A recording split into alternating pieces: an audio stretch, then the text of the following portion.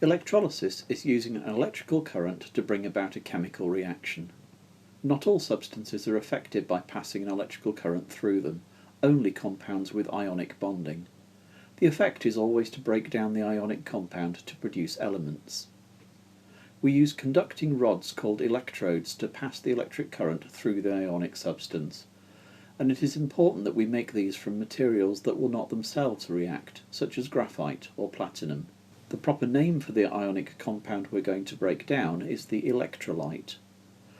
To be an electrolyte, the ions in the ionic substance must be free to move, not locked up in a giant ionic lattice, so we have to either melt the ionic substance or dissolve it in water before we can get an electrical current to pass through it. We can test to see whether a substance will act as an electrolyte by seeing whether we can pass electricity through it. The electrodes also have special names. The positive electrode is the anode.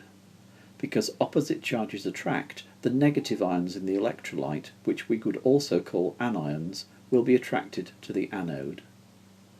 The negative electrode is called the cathode. Positive ions, which are called cations, will be attracted to the cathode. Here's how it works. To start with, the electrolyte contains positive and negative ions, free to move around.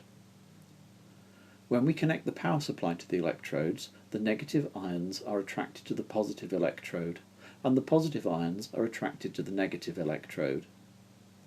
The negative ions give up the extra electrons from their outer shells to become ordinary atoms rather than ions, and these electrons travel from the electrode to the power supply.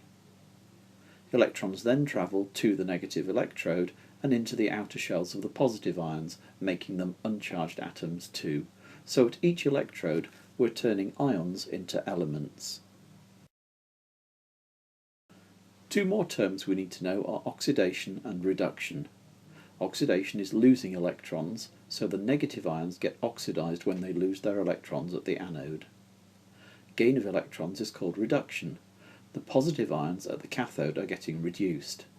We can use oil rig to help us remember this. Oxidation is loss and reduction is gain of electrons. So electrolysis is an example of a redox reaction. Some examples will help us understand exactly how this works. The simplest case is electrolysis of an ionic substance which has been heated until it melts. We'll use copper 2 chloride as our example.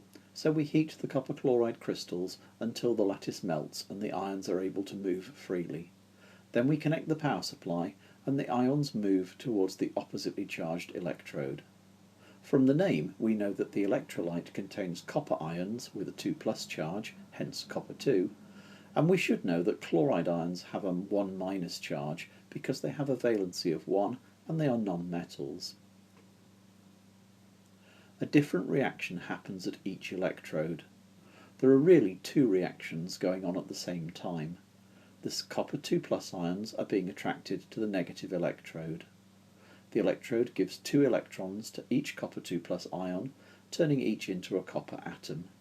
In this way, a layer of copper metal begins to grow on the surface of the cathode. The element copper is being formed. We can show what is happening by writing an equation. Each Cu2+ ion gains 2 electrons to become a copper atom. We call this a half equation because the other half of the story is what's going on at the other electrode. The positive electrode has attracted the negatively charged chloride ions. Each chloride ion gives up 1 electron to become an uncharged chlorine atom. The chlorine atoms bond in pairs to form molecules of the element chlorine, so we see bubbles of pale green chlorine gas forming at the anode. We can use a half equation to show this too. 2 chloride ions turn into a chlorine molecule by giving up 2 electrons. If we combine the two half equations, which we can do by adding them together, we can see that the overall effect of the electrolysis is to turn the ionic compound copper chloride into the elements copper and chlorine.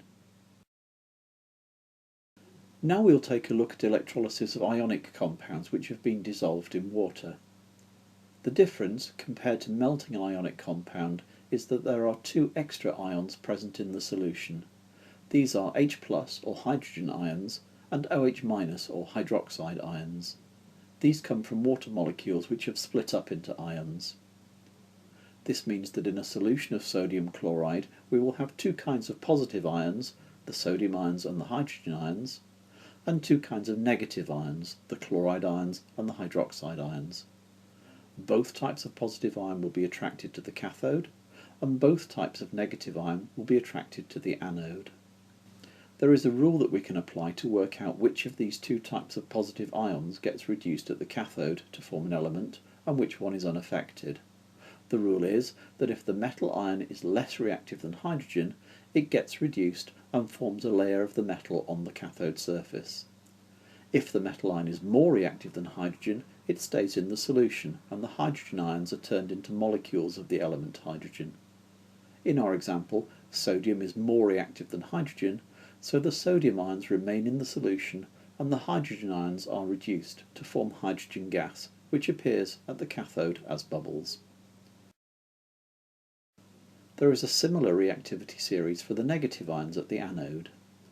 If the negative ion is less reactive than the hydroxide ions, which would be the case for chloride, bromide or iodide ions, then the hydroxide ions stay in the solution and the other negative ion is oxidized to form an element.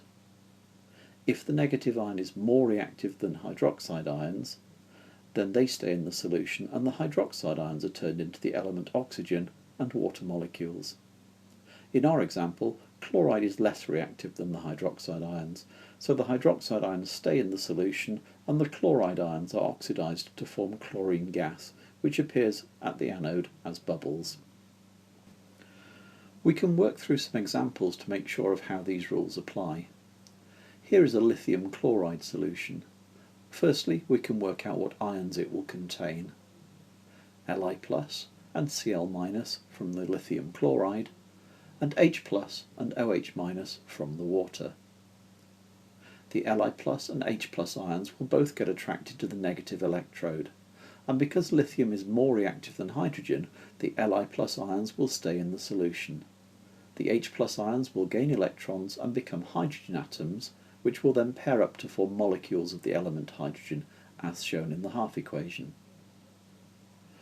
The Cl- and OH- ions will both get attracted to the positive electrode. Because chloride ions are present, according to our rule, they will lose electrons and form molecules of the element chlorine, while the hydroxide ions stay in the solution. Now our electrolyte is a copper-2 sulfate solution. Again, we work out what ions it will contain. Cu2+ and SO42- from the copper sulfate, and H+ and OH- from the water. The Cu2+ and H+ ions will both get attracted to the negative electrode, and because copper is less reactive than hydrogen, the H+ ions will stay in the solution. The Cu2+ ions will gain electrons and become copper atoms, which will be deposited as copper metal on the surface of the cathode. The SO42- and OH- ions will both get attracted to the positive electrode. According to our rule, the sulfate ions will stay in the solution, and the hydroxide ions will lose electrons to form bubbles of the element oxygen and water molecules, which we can show using this half equation. One of the largest industries that uses electrolysis is called the chlor-alkali industry.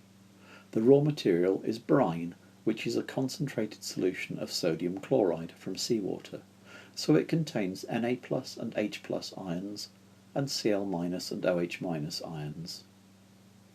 We saw before that electrolysis of sodium chloride solution produces hydrogen gas at the cathode and chlorine gas at the anode. The sodium and the hydroxide ions stay in the solution, so during electrolysis the sodium chloride solution turns into a sodium hydroxide solution. Here's the overall equation for what's happening. Sodium chloride plus water is turning into hydrogen, chlorine and sodium hydroxide. All three of these products are widely used. Hydrogen is used as a fuel and in the hardening of vegetable oils.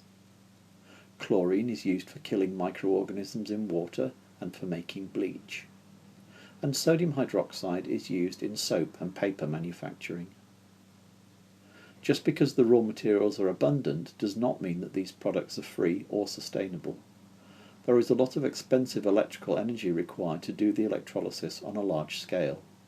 Generating this electrical energy uses up finite fossil fuel reserves and releases carbon dioxide into the atmosphere when these fuels are burnt. In industry, a diaphragm cell or membrane cell is used to do the electrolysis. It is designed with a separator which keeps the three products separate. A mixture of chlorine and hydrogen gas would be potentially explosive, so these two products have to be kept apart.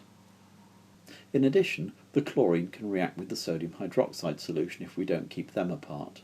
This is actually the basis for making bleach.